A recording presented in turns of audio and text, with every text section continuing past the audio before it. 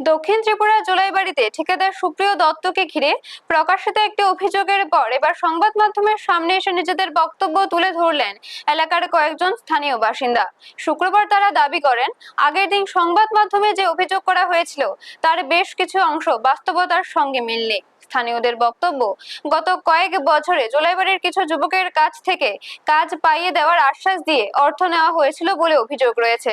সেই অর্থ ফেরত যাওয়ার উদ্দেশ্যে বৃহস্পতিবার কয়েকজন যুবক সুপ্রিয় দত্তের বাড়িতে যান। তাদের দাবি, এটি টাকা ফেরত যাওয়ার ঘটনা ছিল, পরিকল্পিত হামলা নয়। স্থানীয়দের আরো অভিযোগ, এই ঘটনাকে কেন্দ্র করে জোলাইবাড়ি মণ্ডল সভাপতি সহ কয়েকজন নেতৃত্বের ভাবমূর্তি ক্ষুণ্ণ করার চেষ্টা করা হয়েছে।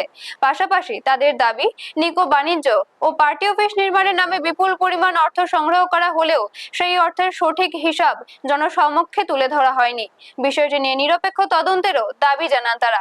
এলাকাবাসীর একাংশের দাবি, যুবকদের কাছ থেকে নেওয়া অর্থ যথাযথভাবে ফেরত দেওয়ার জন্য সংশ্লিষ্ট নেতৃত্বদের প্রয়োজনে উদ্যোগ নেওয়া উচিত। ব্যুরো রিপোর্ট, নিউজ তৎকাল 24।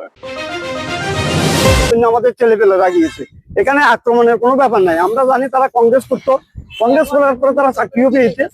আমরা চাইতেছি আমাদের যে বিজেপির ছেলেপেলেরা যে টাকাগুলি দিয়েছে এবং কিছু কাজ পাইয়ে দেওয়া নাম করে যে টাকাটি তারা আত্মসাৎ করেছে, সেটা 2.5 কোটি টাকা হবে।